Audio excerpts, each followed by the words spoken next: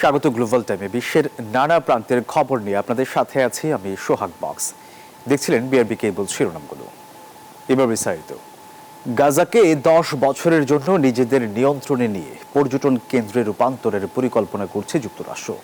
এক প্রতিবেদনে এই চাঞ্চল্যকর তথ্য দিয়েছে ওয়াশিংটন পোস্ট। উপত্যকাটিতে 24 ঘন্টায় ইসরায়েলি হামলায় আরও 98 ফিলিস্তিনি নিহত হয়েছেন, আহত আরও 404 জন। অনাহারেও বাড়ছে মৃত্যু। এই পরিস্থিতিকে নতুন বিভীষিকা আখ্যা দিয়ে অবিলম্বে হামলা বন্ধের দাবি জানিয়েছে যুক্তরাজ্য। গাজায় থামছে না ইসরায়েলি আগ্রাসন। উপত্যকা জুড়ে অব্যাহত হামলায় বাড়ছে মানবিক বিপর্যয়। ধ্বংসস্তূপের নিচে চাপা পড়ছে বহু মানুষের স্বপ্ন, অনাহারেও বাড়ছে মৃত্যুর মিছিল।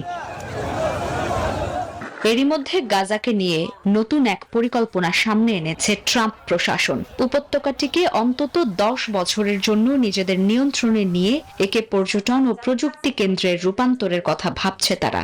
এই পরিকল্পনার আওতায় গাজার লাখ লাখ মানুষকে অস্থায়ীভাবে অন্যত্র হস্তান্তরেরও প্রস্তাব রয়েছে, এমনটাই এক প্রতিবেদনে জানিয়েছে ওয়াশিংটন পোস্ট। এদিকে গাজার পরিস্থিতিকে ভয়াবহ উল্লেখ করে সোমবার ব্রিটিশ পররাষ্ট্রমন্ত্রী ডেভিড ল্যামি জানালেন, নতুন বিভীষিকা নিয়ে আসছে প্রতিটি সপ্তাহ।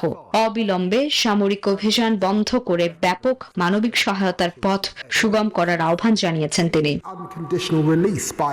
Desk report, news 24। দ্বিতীয় বিশ্বযুদ্ধে অর্জিত বিজয় রক্ষার উপর গুরুত্ব আরোপ করেছেন রাশিয়ার প্রেসিডেন্ট ভ্লাদিমির পুতিন ও চীনের প্রেসিডেন্ট শি জিনপিং। মঙ্গলবার বেইজিংয়ে অনুষ্ঠিত দ্বিপাক্ষিক বৈঠকে এই কথা বলেন দুই নেতা। এ সময় গ্যাস সরবরাহ বাড়াতে নতুন চুক্তিতেও সই করেন তারা। এদিকে এসসিও সম্মেলনে পুতিন, শি ও ভারতের প্রধানমন্ত্রী নরেন্দ্র মোদীর বৈঠককে লজ্জাজনক বলে আখ্যা দিয়েছে ট্রাম্প প্রশাসন। সাংহাই কোঅপারেশন অর্গানাইজেশন এসসিওর 25তম শীর্ষ সম্মেলনে যোগদান শেষে মঙ্গলবার বেইজিং পৌঁছান রুশ প্রেসিডেন্ট ভ্লাদিমির পুতিন। পশ্চিমা চাপের মুখে কৌশলগত অংশীদারিত্ব জোরদার সহ বৈশ্বিক ইস্যুতে সমন্বয় শক্তিশালী করার লক্ষ্যে দ্বিপাক্ষিক বৈঠকে বসেন পুতিন ও শি জিনপিং। দ্বিতীয় বিশ্বযুদ্ধে অর্জিত বিজয় রক্ষায় যৌথ দায়িত্বের উপর গুরুত্ব আরোপ করেন দুই নেতা। চীন রাশিয়ার সম্পর্ক বিভিন্ন আন্তর্জাতিক পরিস্থিতির পরীক্ষায় উত্তীর্ণ হয়েছে এবং আস্থা আন্তঃরাষ্ট্রীয় সম্পর্কের জন্য একটি দৃষ্টান্ত স্থাপন করেছে। এ সময় শিকে দীর্ঘদিনের বন্ধু হিসেবে উল্লেখ করেন পুতিন। রাশিয়া চীনের সম্পর্ক বর্তমানে অভূতপূর্ব উচ্চতায় পৌঁছেছে। আমরা একসঙ্গে ছিলাম, এখনো আমরা একসঙ্গেই আছি। গণমাধ্যমের বরাতে জানা যায়, এ বৈঠকে মঙ্গোলিয়া হয়ে চীনে গ্যাস পাঠাতে নতুন পাইপলাইন নির্মাণের চুক্তি স্বাক্ষর হয়েছে। একে পুতিনের জন্য একটি বড় জয় হিসেবেই দেখছেন বিশ্লেষকরা। এছাড়া পরীক্ষামূলকভাবে রাশিয়ার নাগরিকদের ভিসা মুক্ত ভ্রমণের সুযোগের বিষয়ে হয়েছে আলোচনা। এদিকে এসসিও সম্মেলনে পুতিন, শি ও নরেন্দ্র মোদীর বৈঠককে লজ্জাজনক বলে আখ্যা দিয়েছেন মার্কিন প্রেসিডেন্ট ডোনাল্ড ট্রাম্পের বাণিজ্য উপদেষ্টা পিটার নাভারো। অন্যদিকে দ্বিতীয় বিশ্বযুদ্ধ অবসানের 80 বছর পূর্তি উপলক্ষে বুধবার বেইজিংয়ে অনুষ্ঠিত হতে যাচ্ছে এক সুবিশাল সামরিক মহড়া, যেখানে যোগ দিতে দেশটিতে সফর করছেন উত্তর কোরিয়ার সর্বোচ্চ নেতা কিম জং উন সহ 26টি দেশের রাষ্ট্রপ্রধানরা। আফরিন মৌ, নিউজ 24।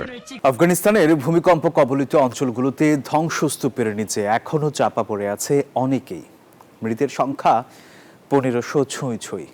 এদিকে দুর্গম এলাকা এবং সরঞ্জামাদির অভাবে উদ্ধার কাজ ব্যাহত হচ্ছে। অনেক জায়গায় মোবাইল সংযোগে বিচ্ছিন্ন হয়ে পড়েছে, এতে ব্যাহত হচ্ছে যোগাযোগ ব্যবস্থা। ইতিমধ্যে ভূমিকম্পে বিধ্বস্ত দেশটিতে সাহায্যের হাত বাড়িয়ে দিয়েছে চীন, ভারত, সুইজারল্যান্ড সহ বেশ কয়েকটি দেশ। ধ্বংসস্তূপের ভেতর থেকে হতাহতদের খুঁজতে প্রাণপণ চেষ্টা চালিয়ে যাচ্ছে উদ্ধারকর্মীরা। অনেকে আবার ব্যস্ত ঘরবাড়ি থেকে ভগ্নাবশেষ পরিষ্কারে। পরিস্থিতি এখনো সংকটজনক। ভূমিকম্পের ফলে এখনো হালকা কম্পন অনুভূত হচ্ছে। ঈশ্বর মঙ্গল করুন, কিন্তু মানুষ আতঙ্কে আছেন। পরিবারগুলি তাদের ঘরবাড়ি ছেড়ে খোলা মাঠে চলে গেছে, সেখানে তারা গত রাত থেকে এখন পর্যন্ত অপেক্ষা করছে। রোববার ভোরে 6 মাত্রার ভূমিকম্পে কেঁপে ওঠে আফগানিস্তান। এতে মানচিত্র থেকে মুছে গেছে দরিদ্র দেশটির কুনার প্রদেশের বেশ কয়েকটি গ্রাম। বেশ ক্ষতিগ্রস্ত হয়েছে পাকতিকা, নানগারহার এবং খোস্ত প্রদেশ। এতে বহু মানুষের প্রাণহানির খবর পাওয়া গেছে। হুহু করে বাড়ছে মৃতের সংখ্যা। এখনো অনেকে নিখোঁজ থাকায় হতাহতের সংখ্যা আরও বাড়তে পারে বলে আশঙ্কা কর্তৃপক্ষের। যদিও গণমাধ্যমের তথ্য বলছে ধ্বংসাবশেষে রাস্তাঘাট বন্ধ হয়ে গেছে, দুর্গম এলাকা এবং সরঞ্জামাদির অভাবে ব্যাহত হচ্ছে উদ্ধার কাজ। অনেক জায়গায় মোবাইল সংযোগ বিচ্ছিন্ন হয়ে পড়ায় যোগাযোগ করা কঠিন হয়ে পড়েছে। এ অবস্থায় উদ্ধার কাজে ব্যবহার করা হচ্ছে হেলিকপ্টারও। ভূমিকম্পে বিপর্যস্ত দেশটিতে সাহায্যের হাত বাড়িয়ে দিয়েছে চীন, সুইজারল্যান্ড, ভারত সহ বেশ কয়েকটি দেশ। ইতোমধ্যে জাতিসংঘ জরুরি তহবিল প্রকাশ করেছে আর 1 মিলিয়ন পাউন্ড সাহায্যের প্রতিশ্রুতি দিয়েছে ব্রিটেন। বিশ্লেষকদের মতে আফগানিস্তান অত্যন্ত ভূমিকম্প প্রবণ দেশ, কারণ দেশটি এমন একাধিক ফল্ট লাইনের ওপর অবস্থিত যেখানে ভারতীয় ও ইউরেশীয় টেকটনিক প্লেটের সংযোগ ঘটে। আফরিন মৌ, নিউজ 24। পশ্চিম সুদানের মাররা পার্বত্য অঞ্চলে ভয়াবহ ভূমিধসে একটি গ্রাম পুরোপুরি ধ্বংস হয়ে গেছে।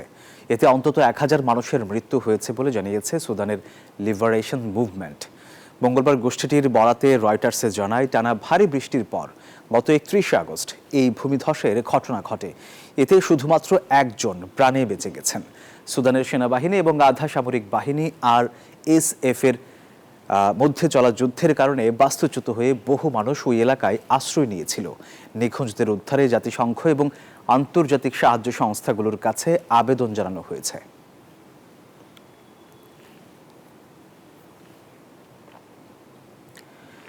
ভিসার মেয়াদ শেষ হওয়ার পরেও যারা যুক্তরাজ্যে অবস্থান করছেন তাদের দ্রুত ব্রিটেন ছাড়ার বার্তা দিয়েছে লন্ডন।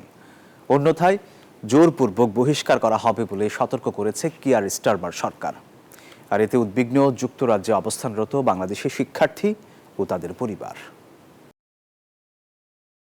বিদেশি শিক্ষার্থীদের জন্য বিশ্বের অন্যতম জনপ্রিয় দেশ যুক্তরাজ্য। দেশটির উচ্চশিক্ষা ব্যবস্থা বিভিন্ন খাতে শিক্ষার্থীদের দক্ষতা বাড়াতে গুরুত্বপূর্ণ ভূমিকা রাখে। প্রতি বছর প্রায় 200-রও বেশি দেশ উচ্চশিক্ষার জন্য লক্ষাধিক শিক্ষার্থী যুক্তরাজ্যে আসেন। কেননা ব্রিটেনে নিবন্ধিত 130টি শিক্ষা প্রতিষ্ঠানের প্রায় প্রত্যেকটি বিশ্ববিদ্যালয় ও বিশ্ববিদ্যালয় কলেজেই রয়েছে উচ্চতর শিক্ষা গ্রহণের সুযোগ।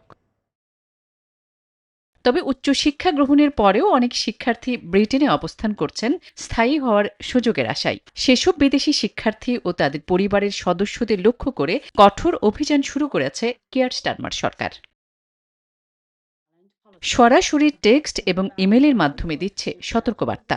সাফ জানিয়েছে, ভিসার মেয়াদ শেষ হওয়ার পরেও যারা যুক্তরাজ্যে অবস্থান করছেন তাদের দ্রুত দেশ ছাড়তে হবে, না হলে জোরপূর্বক বহিষ্কার করা হবে।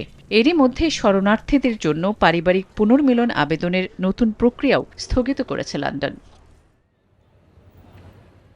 চলতি সেপ্টেম্বর থেকে চ্যানেল অভিবাসীদের প্রথম দলটিকে ফেরত পাঠানো শুরু হচ্ছে। ইতোমধ্যে বেশ কয়েকজন বাংলাদেশিকেও দেশে ফেরত পাঠানো হয়েছে বলে শোনা যাচ্ছে। এতে উদ্বিগ্ন বাংলাদেশি শিক্ষার্থীরা, চিন্তিত যুক্তরাজ্যে অবস্থানরত ভিনদেশি শিক্ষার্থীরাও। আসমা তুলি, নিউজ 24। ইউরোপের বাজারে খারাপ সময় যাচ্ছে ইলন মাস্কের গাড়ি কোম্পানি টেসলার। টানা 8 মাস ধরে সুইডেন, ডেনমার্ক ও ফ্রান্সের মতো বড় বাজারগুলোতে গাড়ি বিক্রি আশঙ্কাজনকভাবে কমে গেছে। রয়টার্সে জানায়, চীনের নতুন নতুন বৈদ্যুতিক গাড়ির মডেল এবং টেসলার পক্ষ থেকে নতুন কোনো গাড়ি বাজারে না আনাকে এর প্রধান কারণ হিসেবে দেখা হচ্ছে। তবে এর মধ্যেও নরওয়ের চিত্রটা পুরো উল্টো। সেখানে টেসলার বিক্রি বেড়েছে। এদিকে চীনে নিজেদের মডেল 3 গাড়ির দাম কমিয়েছে টেসলা। সব মিলিয়ে একসময়ের জনপ্রিয় কোম্পানিটি এখন ইউরোপের বাজারে বেশ বড় চ্যালেঞ্জের মুখে পড়েছে।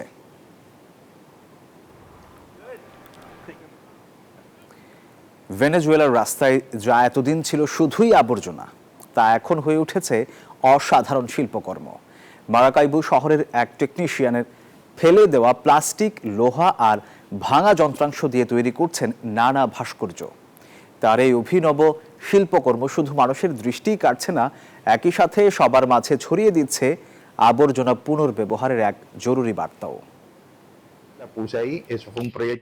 ইয়েরবি ভেঞ্চুরা ভেনেজুয়েলার মারাকাইবো শহরের একজন সাধারণ রেফ্রিজারেশন টেকনিশিয়ান, কিন্তু তার আসল পরিচয় লুকিয়ে আছে আবর্জনার স্তূপের মধ্যে, যেখানে অন্যরা শুধু বাতিল জিনিসপত্র দেখে।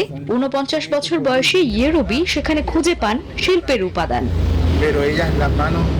নিজের বাড়ি আর কর্মশালার আশপাশ থেকে কুড়িয়ে আনা ফেলে দেয়া জিনিস দিয়েই তিনি বানান একের পর এক ভাস্কর্য। তার হাতে আবর্জনাও যেন প্রাণ ফিরে পায়। তৈরি হয় শিশুদের প্রিয় মিনিয়ন, শক্তিশালী ট্রান্সফর্মার কিংবা ছোট ছোট মৌমাছির দল। ইয়েরবির বাড়ির সামনের রাস্তাটাই এখন তার আর্ট গ্যালারি, যেখানে প্রতিদিন প্রায় 1,500 মেট্রিক টন বর্জ্য তৈরি হয়। সেখানে তার এই প্রচেষ্টা মানুষকে আবর্জনা পুনর্ব্যবহারের গুরুত্ব নতুন করে ভাবতে শেখাচ্ছে, এবং এটি এখন শহরবাসীর কাছে এক নীরব প্রতিবাদের প্রতীক হয়ে উঠেছে। Desk report, news 24। দর্শক, আর এই ছিল গ্লোবাল টাইমে। ধন্যবাদ সবাইকে।